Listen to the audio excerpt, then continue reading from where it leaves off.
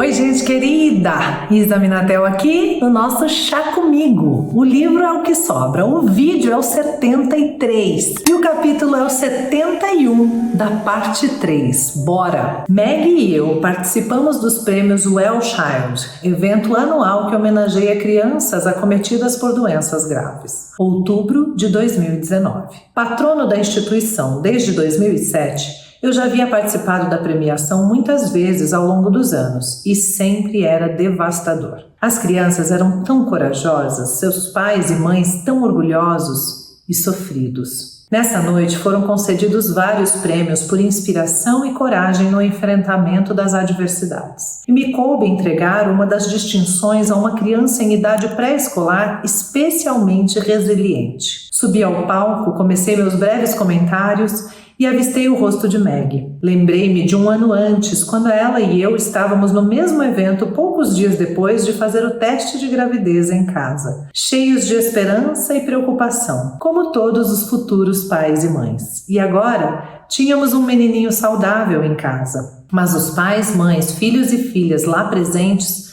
não tiveram tanta sorte. Gratidão e simpatia convergiram em meu coração. E eu engasguei. Incapaz de pronunciar as palavras, agarrei com força o púlpito e me inclinei para a frente. O apresentador, que era amigo da minha mãe, se aproximou e massageou meus ombros. Isso ajudou, bem como a explosão de aplausos que me deu um momento para recompor minhas cordas vocais. Logo depois, recebi uma mensagem de texto de Willie, que estava no Paquistão em turnê oficial. Ele disse que era evidente que eu enfrentava sérias dificuldades e que estava preocupado comigo. Agradeci por sua preocupação, assegurei-lhe que estava bem. Ficar emocionado na frente de um salão cheio de crianças doentes e seus pais e mães logo depois de me tornar pai. Nada de anormal nisso. Ele insistiu que eu não estava bem e repetiu que eu precisava de ajuda. Eu o lembrei de que estava fazendo terapia. Na verdade, pouco tempo antes ele pedira para me acompanhar à sessão com a minha terapeuta, porque suspeitava que eu estivesse sofrendo uma lavagem cerebral. Então venha, eu disse. Vai ser bom para você. Vai ser bom para nós. Ele nunca foi. Sua estratégia era flagrantemente óbvia.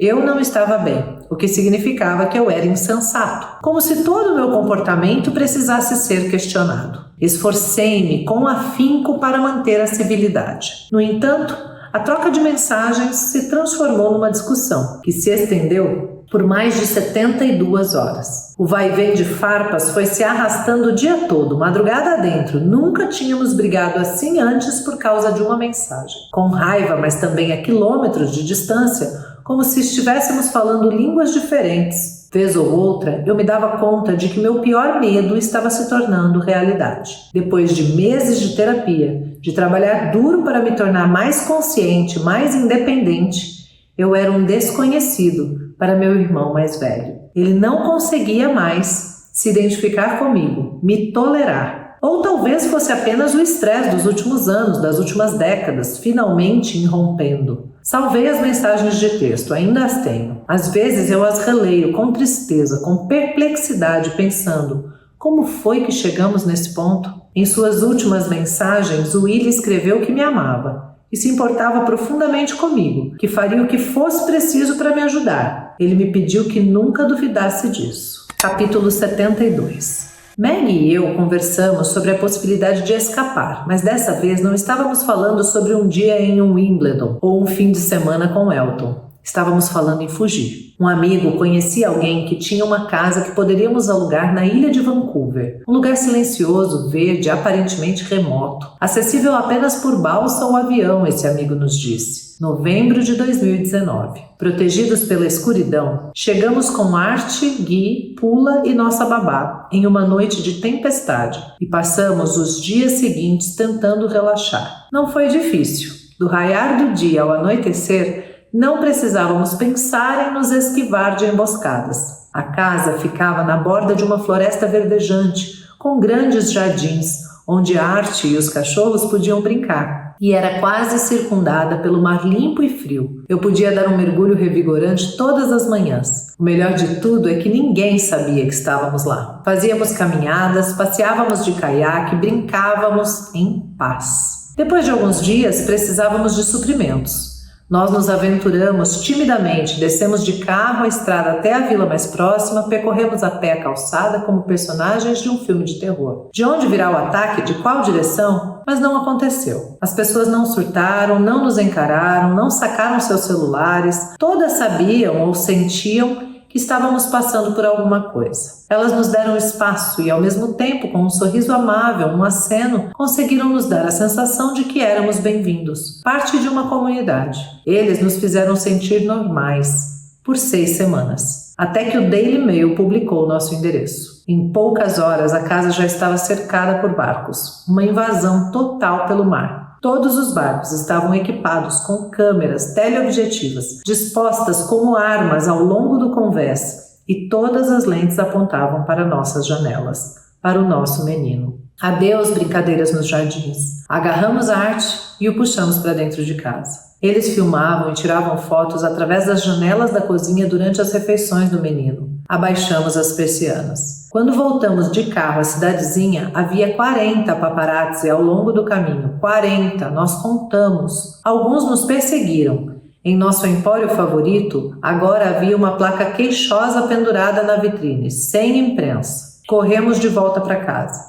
Cerramos ainda mais as persianas. Voltamos a uma espécie de crepúsculo permanente. Meg disse que havia oficialmente fechado um ciclo. De volta ao Canadá, com medo de abrir as cortinas. Mas as cortinas não eram suficientes. Câmeras de segurança ao longo da cerca, dos fundos da propriedade, logo pegaram um jovem esquelético andando de um lado para outro, espiando, procurando uma maneira de entrar e tirando fotos por cima da cerca. Ele vestia um imundo colete acolchoado, calças sujas que se avolumavam em torno dos sapatos esfarrapados, e parecia capaz de qualquer baixeza, qualquer uma. Seu nome era Steve Dennett. Ele era um paparazzo freelance que já havia nos espionado antes, a serviço da agência Splash. Ele era uma praga. Mas talvez o próximo cara fosse mais do que uma praga. Não podemos ficar aqui, concluímos. Por outro lado, por mais breve que tivesse sido aquele gostinho de liberdade, nos fez parar para pensar. E se a vida pudesse ser assim, o tempo todo? E se pudéssemos passar pelo menos parte de cada ano em algum lugar distante, ainda trabalhando para a rainha, mas fora do alcance da imprensa? Livres.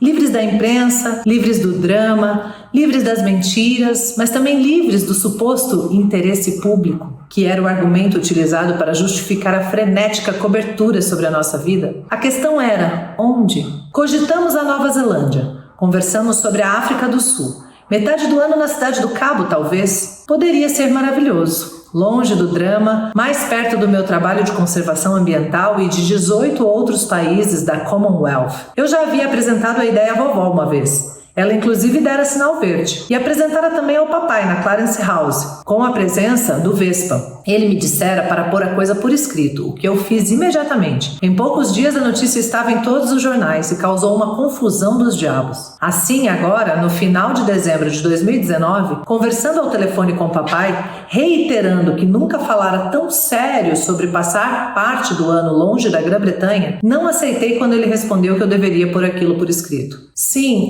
eu já fiz isso, papai. E nosso plano imediatamente vazou e foi arruinado. Eu não posso ajudar se você não expuser seu plano por escrito, menino querido. Essas coisas têm que passar pelo governo. Pelo amor de... Pois bem, nos primeiros dias de janeiro de 2020, enviei-lhe uma carta em papel timbrado, com um carimbo de privada e confidencial, delineando amplamente a ideia, destacando item por item os objetivos, com profusão de detalhes, martelando o tema essencial. Estávamos preparados para fazer qualquer sacrifício necessário a fim de encontrar um pouco de paz e segurança, inclusive renunciar aos nossos títulos. Liguei para saber o que ele achava. Ele não atendeu o telefone. Fora agora, tá? Fora. Logo recebi um longo e-mail dele dizendo que teríamos que nos sentar para discutir a coisa toda. Queria que fôssemos o quanto antes. O senhor está com sorte, papai. Estou voltando para a Grã-Bretanha nos próximos dias para ver a vovó. Então, quando podemos nos encontrar? Não antes do final de janeiro. O quê? Isso é daqui mais de um mês. Estou na Escócia, não consigo chegar antes disso. Espero de verdade que possamos conversar mais sobre o assunto sem que ele se torne público e vire um circo. Ele respondeu com o que pareceu uma agourenta ameaça. Você estará desobedecendo a ordens da monarca e minhas se persistir nessa decisão antes que tenhamos a chance de nos sentar para discutir. Capítulo 73. Liguei para a vovó no dia 3 de janeiro. Estamos voltando para a Grã-Bretanha, eu disse. Adoraríamos ver a senhora. Eu disse explicitamente que esperávamos discutir com ela nosso plano de criar um esquema de trabalho diferente. Ela não ficou contente, tampouco chocada. Sabia como estávamos infelizes e já tinha antevisto que esse dia chegaria. Uma boa conversa com minha avó, eu pensava, poria um ponto final à nossa aprovação. Eu disse, vovó, a senhora está livre? Sim, claro, estou livre a semana toda, a agenda está vazia. Isso é ótimo, Meg e eu podemos aparecer aí para tomar chá e depois voltamos para Londres. Temos um compromisso no Canada House no dia seguinte. Vocês querem ficar aqui? Ficarão exaustos da viagem. Aqui era Sandringham. Sim, seria mais fácil, foi o que eu disse a ela. Isso seria maravilhoso, obrigado. Você planeja ver seu pai também? Eu pedi, mas ele disse que é impossível. Ele está na Escócia e não pode partir até o final do mês. Ela soltou um muxoxo, um suspiro ou grunhido de quem entendia. Tive que rir. Ela disse, eu só tenho uma coisa a dizer sobre isso. Sim, seu pai sempre faz o que quer. Dias depois, em 5 de janeiro, quando Meg e eu embarcamos no avião em Vancouver, recebi um recado desesperado de nossa equipe, que havia recebido uma nota desvairada do Abelha. Vovó não poderia me ver. Inicialmente, Sua Majestade julgava que seria possível, mas não será. O Duque de Sussex não pode vir a Norfolk amanhã. Sua Majestade poderá agendar outra reunião ainda este mês. Nenhum tipo de anúncio sobre qualquer tema deverá ser emitido até que a supracitada reunião ocorra. Eu disse a Meg, estão me impedindo de ver minha própria avó. Tão logo pousamos, cogitei ir de carro diretamente a Sandringham, de qualquer maneira. Para o inferno, Abelha. Quem era ele para tentar me tolher? Imaginei nosso carro sendo parado no portão pela polícia do palácio. Imaginei-me passando a toda velocidade pela segurança, arrebentando o portão que voaria por cima do capô. Uma fantasia divertida e uma maneira prazerosa de passar o tempo no trajeto desde o aeroporto. Mas não. Eu teria que dar tempo ao tempo. Quando chegamos a Frogmore, liguei novamente para a vovó. Imaginei o telefone tocando em sua escrivaninha. Eu podia de fato ouvi-lo em minha mente. Ring! Igual o telefone vermelho na barraca de altíssima prontidão. Tropas em contato? Aí ouvi a voz dela. Alô? Oi, vovó, é o Harry. Desculpe, devo ter entendido errado no outro dia, quando a senhora disse que não tinha nenhum compromisso hoje. Surgiu uma coisa de que eu não sabia. Sua voz estava estranha. Posso dar uma passada aí amanhã então, vovó? Bem, estou ocupada a semana toda. Pelo menos, ela acrescentou. Foi o que o Abelha lhe disse. Ele está na sala com a senhora, vovó? Nenhuma resposta. Capítulo 74. Sarah nos contou que o Sun estava prestes a publicar uma matéria dizendo que o Duque e a Duquesa de Sussex se afastariam de seus deveres reais para passar mais tempo no Canadá. Dizia-se que um homenzinho triste, editor da seção de entretenimento do jornal, era o principal repórter da matéria. Por que ele? Porque de todas as pessoas, logo o cara do entretenimento? Porque ultimamente ele se transformara numa espécie de quase correspondente da realeza. Em grande parte por causa do seu relacionamento com certo amigo próximo da secretária de comunicação de Willie, que lhe repassava fofocas triviais e, sobretudo, falsas. Ele com certeza erraria tudo, levando-se em conta os enormes equívocos que cometera em seu último grande furo exclusivo, o episódio Tiara Gate. Eram favas contadas que conseguiria enfiar sua história no jornal o mais rápido possível, porque provavelmente trabalhava em conluio com o palácio, cujos cortesãos estavam determinados a se adiantar a nós e manipular a história. Não queríamos isso. Não queríamos que mais ninguém divulgasse nossas notícias, distorcendo nossas notícias. Teríamos que emitir às pressas uma declaração. Liguei de novo para a vovó. Contei a ela sobre o Sam. Disse que precisávamos redigir a toque de caixa um comunicado. Ela entendeu.